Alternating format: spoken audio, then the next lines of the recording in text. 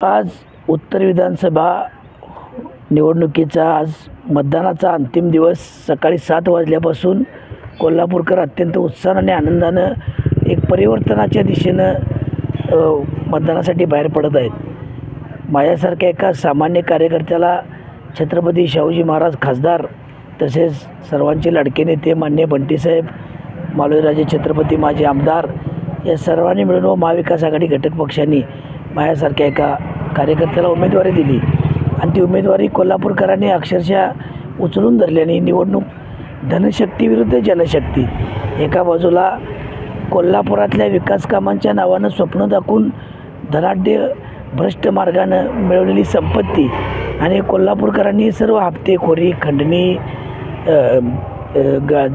डॉक्टरांना त्रास हा सगळा जो प्रकार कोल्हापूरकरांनी गेले 2.5-3 वर्षे उघड्या डोळ्याने बघितला, त्याला कुठेतरी एक उत्तर द्यायचं आणि एक कार्यकर्ता राजू लाटकरना आपण निवडून द्यायचं ही भावना प्रत्येकाच्या डोळ्यात आणि मनात दिसत आहे।